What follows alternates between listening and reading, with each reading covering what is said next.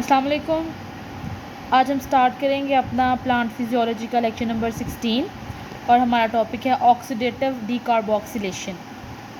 ठीक है, और इसके साथ हमारा सेकंड टॉपिक होगा difference between cytosolic and plastidic glycolysis. Clear. पहले हम पढ़ते हैं ऑक्सीडेटिव डीकार्बोक्सिलेशन। देखिए, इसके नाम के अंदर ये दो प्रोसेस हैं, ऑक्सीडेशन एंड डीकार्बोक्सिलेशन। ऑक्सीडेशन का मतलब क्या होता है? Removal of proton, removal of hydrogen ion. Decarboxylation का मतलब क्या होता है? Removal of carbon. मतलब ऐसा रिएक्शन जिसके अंदर रिमूवल ऑफ कार्बन भी हो रहा होता है और रिमूवल ऑफ क्या हो रहा होता है? रिमूवल ऑफ हाइड्रोजन आयन भी हो रहा है। तो हम क्या कहते हैं? ऑक्सीडेटिव डीकार्बोक्सिलेशन बोलते हैं। ओके जी। Oxidative reaction in which a carboxylate group is removed forming carbon dioxide. कि ऑक्सीडेशन, ऐसा ऑक्सीडेशन रिएक्शन जिसके अंदर क्या होता है? कार्बोक्सिलेट ग्रुप को रिमूव किया जाता है, ठीक है, और क्या बनता है? कार्बन डाइऑक्साइड बनता है। उसे हम क्या कहते हैं? ऑक्सीडेशन रिएक्शन, जिसके अंदर कार्बोक्सिलेट ग्रुप को रिमूव करते हैं और क्या बनता है? कार्बन डाइऑक्साइड बनता है। उसे हम क्या कहते हैं? ऑक्सीडेटिव डीकार्बोक्सिलेशन साइकिल बोलते हैं। They often occur in biological system, for example citric acid cycle. अगर हम इसकी एग्जाम्पल लें तो इसकी एग्जाम्पल क्या है? सिट्रिक एसिड साइकिल क्या है? इसकी एग्जाम्पल है। क्लियर। एक ऐसा रिएक्शन जिसके अंदर क्या होता है? ऑक्सीडेशन भी हो रही होती है और डीकार्बोक्सिलेशन भी हो रही होती है। कार्बोक्सिलेट ग्रुप रिमूव करते हैं ताकि क्या प्रोड्यूस हो सके? Carbon dioxide. और ऑक्सीडेशन का क्या मतलब होता है? Removal of proton. ये रिएक्शन किसके अंदर होता है? बायोलॉजिकल सिस्टम्स के अंदर होता है, मतलब प्लांट्स के अंदर, एनिमल्स के अंदर, बैक्टीरिया, फंजाई, जितने भी लिविंग थिंग्स हैं उनके अंदर ये पॉसिबल है। हमने एग्जाम्पल लिया citric acid cycle. Citric acid cycle कौन सा है? क्रेब्स साइकिल है। क्रेब्स साइकिल के अंदर क्या होता है? ऑक्सीडेटिव डीकार्बोक्सिलेशन होती है। कहाँ कहाँ पे होती है? 3 एंजाइम यूज होते हैं, pyruvate dehydrogenase, isocitrate dehydrogenase, alpha keto glutarate dehydrogenase. Clear clear है भाई? पायरुवेट डिहाइड्रोजनेज, आइसोसिट्रेट डिहाइड्रोजनेज और अल्फा ग्लूटारेट डिहाइड्रोजनेज। ये क्या करते हैं? रिड्यूस कर देते हैं NAD को NADH में, ठीक है ना। क्या हो रहा है यहाँ पे? क्या इसके साथ हो रहा है? हम कह रहे हैं NADH में रिड्यूस कर देते हैं इसको। एडिशन ऑफ क्या हो रहा है? यहाँ पे H आ रहा है ना, जब हम नेक्स्ट प्रोसेस पढ़ेंगे उसमें साथ में एक प्रोटॉन आयन निकलेगा, उसे हम क्या बोलते हैं? ऑक्सीडेशन हो रही होती है। ये रिड्यूस हो रहा है तो इस प्रोसेस कौन सा हो रहा है? ऑक्सीडेशन का। और CO2 जनरेट हो रही है। क्लियर। ऑक्सीडेटिव रिएक्शन क्या होता है? जिसके अंदर कार्बोक्सिलेट ग्रुप बनता है, ठीक है, रिमूव होता है और कार्बन डाइऑक्साइड बनती है, साथ में क्या होता है? ऑक्सीडेशन होती है। उसे हम क्या बोलते हैं? Oxidative decarboxylation. एग्जाम्पल हमने क्या लिया? सिट्रिक एसिड साइकिल की। उसके बाद हमने क्या कहा है कि उसके अंदर 3 एंजाइम होते हैं जो क्या कराते हैं? ये ऑक्सीडेटिव डीकार्बोक्सिलेशन का प्रोसेस कराते हैं। सिट्रिक एसिड साइकिल के अंदर ये फॉलोइंग 3 एंजाइम्स होते हैं जो कौन सा प्रोसेस कराते हैं? ऑक्सीडेटिव डीकार्बोक्सिलेशन का। पहला एंजाइम देखते हैं हम, आइसोसिट्रेट डिहाइड्रोजनेज। ये जो आइसोसिट्रेट डिहाइड्रोजनेज ये कौन कौन से प्रोसेसेस कराता है? आइसोसिट्रेट डिहाइड्रोजनेज जब अल्फा कीटो ग्लूटारेट में चेंज होता है तो भी क्या होता है? NADH किस में रिड्यूस हो जाएगा? NADH में, और साथ में क्या निकलेगा? H plus. क्या निकलेगा? H plus. और साथ में क्या निकलेगा? CO2। ठीक है, कार्बन डाइऑक्साइड निकली है, डीकार्बोक्सिलेशन हुई है, प्रोटॉन निकला है, तो क्या हुआ है? ऑक्सीडेशन। तो ये कौन सा प्रोसेस हो गया? ऑक्सीडेटिव डीकार्बोक्सिलेशन प्रोसेस हो गया। जब क्या होता है? आइसोसिट्रेट किस में चेंज होता है? अल्फा कीटो ग्लूटारेट में। और एंजाइम कौन सा होता है? Isocitrate dehydrogenase. जब आइसोसिट्रेट ऑक्सैलोसक्सिनेट में चेंज होता है तो भी क्या होता है? NAD किस में चला जाता है? NADH में। और क्या साथ में निकल आता है? एक proton, removal of proton. Removal of proton हो रहा है, ठीक है। और यहाँ फिर आगे क्या होता है? ये पूरा रिएक्शन है जिसके अंदर पहले ये रिड्यूस हो गया है, फिर ऑक्सैलोसक्सिनेट किस में चेंज होगा? अल्फा कीटोग्लूटारेट में। और क्या निकलेगा? CO2। ये देखें, इस पूरे प्रोसेस में क्या हुआ है? रिमूवल ऑफ CO2 और क्या हुआ है? इसकी ऑक्सीडेशन हुई है। तो ये ऑक्सीडेटिव डीकार्बोक्सिलेशन रिएक्शन हो गया। यहाँ भी आइसोसिट्रेट डिहाइड्रोजनेज यूज़ होगा, यहाँ भी आइसोसिट्रेट डिहाइड्रोजनेज यूज़ होगा, ठीक है। ये पहला एंजाइम है। क्लियर। उसके बाद सेकेंड एंजाइम क्या है? Alpha ketoglutarate dehydrogenase. जब अल्फा कीटोग्लूटारेट चेंज होगा सक्सिनाइल को A में तो NAD किस में रिड्यूस हो जाएगा? NADH में। साथ में क्या निकलेगा? H। ये 2 नहीं है, ये ऊपर प्लस है, H प्लस, प्रोटॉन निकलेगा। तो ये क्या हो गया?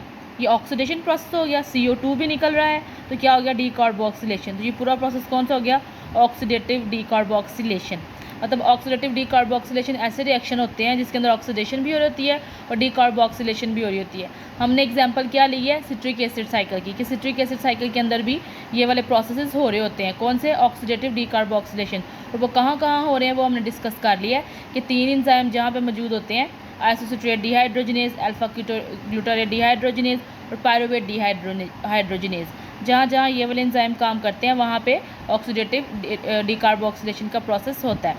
पहले हमने आइसोसिट्रेट डिहाइड्रोजिनेज का पढ़ लिया है, अब हम अल्फा ग्लूटारेट डिहाइड्रोजिनेज का भी पढ़ लिया है कि जब अल्फा कीटोग्लूटारेट चेंज होता है सक्सिनाइल को ए में तो ये वाला प्रोसेस होता है। थर्ड वन क्या है, पायरुवेट डिहाइड्रोजिनेज, कि जब पायरुवेट है, ठीक है, क्रेब्स साइकिल जहाँ से स्टार्ट होता है वहाँ से क्या होता है, पायरुवेट चेंज होता है एसिटाइल को ए में, तो वहाँ भी क्या होता है, NAD रिड्यूस होगा NADH के साथ, removal of proton oxidation, removal of CO2 decarboxylation.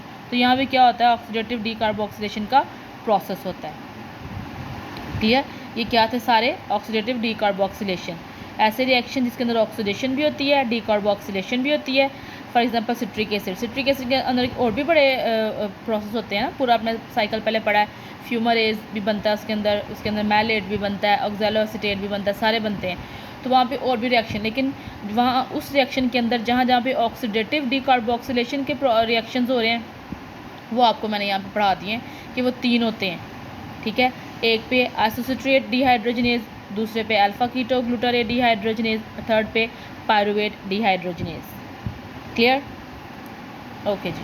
अब हम नेक्स्ट टॉपिक पढ़ते हैं अपना। ओके जी, यहाँ हम पढ़ेंगे डिफरेंस बिटवीन साइटोसोलिक और प्लास्टिड ग्लाइकोलिसिस। ये प्लास्टिड ग्लाइकोलिसिस है, ये साइटोसोल ग्लाइकोलिसिस है। प्लास्टिड ग्लाइकोलिसिस में क्या होता है, जहाँ पे प्लास्टिड ग्लाइकोलिसिस ऐसी ग्लाइकोलिसिस है जिसका जो रिज़र्व है वो कहाँ से आता है, प्लास्टिड से आता है। और साइटोसोलिक ग्लाइकोलिसिस ऐसा ग्लाइकोलिसिस है जिसके अंदर कार्बोहाइड्रेट रिजर्व कहाँ से आता है, साइटोसोल से। देखें यहाँ पे प्लास्टिड, ये साइटोसोल है, ये क्या है, प्लास्टिड। जो ये प्लास्टिड ग्लाइकोलिसिस है इसका रिजर्व कहाँ से आ रहा है, प्लास्टिड से। कौन से प्लास्टिड, अमाइलोप्लास्टिड, जिनके अंदर क्या स्टोर होता है, स्टार्च, ठीक है। और ये जो साइटोसोलिक है इसके अंदर रिजर्व कहाँ से आ रहा है, साइटोसोल से, जो क्या होता है, सुक्रोज। क्लियर, प्लास्टिड स्टार्च के ऊपर 2 क्या करते हैं, एक्ट करते हैं, फास्फोपायरोलेज और अमाइलेज, 2 एक्ट करते हैं एंजाइम। ये फास्फोपायरोलेज किस में कन्वर्ट कर देगा, ग्लूकोज 1 फॉस्फेट में, और अमाइलेज किस में कन्वर्ट कर देगा उसको, ग्लूकोज में। क्लियर, अब ये ग्लूकोज 1 फॉस्फेट चेंज हो सकता है ग्लूकोज 6 फॉस्फेट के साथ। यहाँ पे कार्बन नंबर 1 पे फॉस्फेट लगेगी, यहाँ पे कार्बन नंबर 6 पे फॉस्फेट लगेगी, ठीक है। और इनके ऊपर कौन एक्ट करता है एंजाइम, ग्लूकोज के ऊपर काइनेज एक्ट करेगा, और ये भी किस में चेंज हो जाएगा, ग्लूकोज 6 फॉस्फेट में। अब ये ग्लूकोज 6 फॉस्फेट क्या करेगा, ग्लाइकोलिसिस स्टार्ट करेगा, और ऐसे ग्लाइकोलिसिस को हम क्या कहते हैं, प्लास्टिडिक ग्लाइकोलिसिस। क्लियर, प्लास्टिडिक ग्लाइकोलिसिस कौन सी ग्लाइकोलिसिस होती है, जिस ग्लाइकोलिसिस का रिजर्व मटेरियल कहाँ से आए, प्लास्टिड से आए। और साइटोसोलिक ग्लाइकोलिसिस कौन सी ग्लाइकोलिसिस होती है, जिसका रिजर्व मटेरियल साइटोसोल से आए। प्लास्टिड से उसका रिजर्व मटेरियल आया है, उसके ऊपर 2 एंजाइम्स ने एक्ट किया है, फास्फोपायरोलेज ने और अमाइलेज ने। फास्फोराइलेज और अमाइलेज। फास्फोराइलेज ने इस स्टार्च को किस में कन्वर्ट कर दिया, ग्लूकोज 1 फॉस्फेट में, ठीक है। और ये 1 फॉस्फेट चेंज भी हो सकता है ग्लूकोज 6 फॉस्फेट के साथ। इसमें से डिफर सिर्फ इतना है कि यहाँ पे ग्लूकोज के ऊपर कार्बन नंबर 1 पे फॉस्फेट लगा हुआ है, यहाँ पे 6 पे लग जाएगा। अमाइलेज अगर एक्ट करेगा इसके ऊपर तो ग्लूकोज में चेंज कर देगा, फिर इस ग्लूकोज के ऊपर कौन सा एंजाइम एक्ट करेगा, काइनेज, और इसको ग्लूकोज 6 फॉस्फेट में चेंज कर देगा, और ये ग्लूकोज 6 फॉस्फेट ग्लाइकोलिसिस स्टार्ट कर देगा। और ऐसे ग्लाइकोलिसिस को हम क्या कहेंगे, प्लास्टिडिक ग्लाइकोलिसिस, क्योंकि इसका रिजर्व मटेरियल कहाँ से आया है, प्लास्टिड से। क्लियर, दूसरी साइड पे है साइटोसोलिक, उसमें क्या होता है, उसका रिजर्व मटेरियल कहाँ से आता है, साइटोसोल से, जो क्या होता है, सुक्रोज। सुक्रोज के ऊपर कौन एक्ट करेगा, इन्वर्टेज, जो किस में कन्वर्ट कर देगा इसको, ग्लूकोज में और फ्रुक्टोज में। ठीक है। सुक्रोज किससे मिलके बनता है, डाइसैकेराइड है, ये मिलके बनता है ग्लूकोज से और फ्रुक्टोज से। जब इन्वर्टेज रिस्पेक्ट करेगा तो उसको किस में कन्वर्ट कर देगा, ग्लूकोज को और फ्रुक्टोज में। ग्लूकोज डायरेक्ट ग्लाइकोलाइसिस में एंटर हो सकता है, फ्रुक्टोज के ऊपर पहले काइनेज एक्ट करेगा और उसको फ्रुक्टोज 6 फॉस्फेट में कन्वर्ट कर देगा, ये भी किस में एंटर हो जाएगा, ग्लाइकोलाइसिस में। क्लियर। अब ये ग्लाइकोलाइसिस को हम क्या कहेंगे, साइटोसोलिक ग्लाइकोलाइसिस, क्योंकि इसका रिजर्व मटेरियल कहाँ से आया है, साइटोसोल से। क्लियर। उसके बाद इस ग्लूकोज के ऊपर सुक्रोज सिंथेज भी एक्ट करता है। कौन एक्ट करता है, सुक्रोज सिंथेज। इस पे भी 2 एंजाइम एक्ट कर रहे थे ना, फास्फोराइलेज और अमाइलेज। इस पे भी 2 एंजाइम एक्ट कर रहे हैं, इन्वर्टेज और सुक्रोज सिंथेज।